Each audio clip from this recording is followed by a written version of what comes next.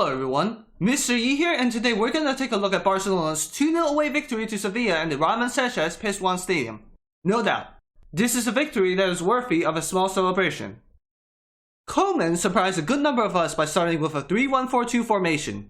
This is only the third time we started the game with a back three. The last two games we did so was when we beat Granada 4-0 away and drew 1-1 with Eibar at home. And just 4 days later, we'll be facing Sevilla again in the Camp Nou, with a 2-goal deficit to make up if we were to maintain any hopes of winning the Copa del Rey this season. Playing with a back three is a big contrast to the traditional back four. Wing-backs tend to be more attack-oriented than full-backs, meaning the center-backs are also tasked with a sizable amount of defensive responsibilities in the wide areas. In this particular case, Longley, Piqué, and Mingueza form our back three. Alba and Des were deployed as our wing-backs. The midfield is formed by Busquets, De Jong, and Pedri, whilst Lionel Messi and Ousmane Dembele were the two free-roaming center-forwards that performed admirably in this game. Compared to our encounter 1 week ago, Lopetegui had Jesus Navas back in his disposal, but the Argentine winger Lucas Ocampos is still unavailable due to an ankle injury. Forward Enesri was replaced by Luke de Jong, while Sousa was replaced by former Barcelona player Munir El Haddadi. With Navas back in the lineup, Sevilla's biggest source of attack came from the right-hand side. When defending, they tend to drop back into a 4-2-3-1 formation. If Lopetegui outclassed Koeman in the Copa del Rey, then the opposite no doubt happened in this game.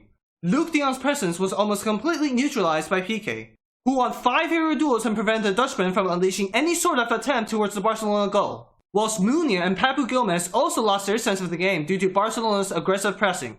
As a result, Munir and Papu were taken off instantly before the second half. De Jong was taken off in the 62nd minute. In our last encounter, Lopetegui's team successfully neutralized our attacks by placing 3 players in the center constantly to diminish Messi's presence. Dembele was also isolated on the right due to Dest and Roberto's absence. In this game, however, with Longley and Mingueza also covering the flanks, Alba and Dest were able to divert more attention to stretching Sevilla's defense, whilst Messi and Dembele will roam around the center to appear at the areas where they see most fit, which allowed the team to create significantly more opportunities. Barcelona's first threat on goal came in the 22nd minute when De Jong started a quick counter with Pedri before passing the ball to Dembele, whose shot didn't have the curling angle to beat Bono. Moments later, Messi will also test Bono with a tricky free kick, but the Moroccan keeper was once again up for it. Barcelona took the lead in the 29th minute thanks to Ousmane Dembele. When we look over this goal again, we should give huge credit to Sergio Busquets, who passed the ball quickly to Messi after Sevilla lost the ball thanks to Longley's intervention. Messi was then given the time and space he needed to feed Dembele with another assist. Barcelona had another opportunity to make it 2-0 in the 35th minute. Dest was able to find Dembele with a random mediocre pass, but the Frenchman was able to shake off Papu with his pace to find Messi in the center, who then sets the ball for De Jong. But the Dutchman didn't choose to go for goal instantly, and Sevilla was able to escape from going further behind. Our final opportunity in the first half came in the 40th minute when De Jong found Dest on the right-hand side, who dances around Escudero to unleash a shot with his left foot, but the shot was off target. Sevilla's first shot of the match finally came in the second half when Jesus Navas tried to catch Ter Stegen on the near post with his left foot, but it wasn't powerful enough to test the German. And just less than 1 minute later, De Jong almost found Alba with a low cross, but the left back was unable to get to the ball quickly enough. Had he did so, we most likely would have been 2-0 up.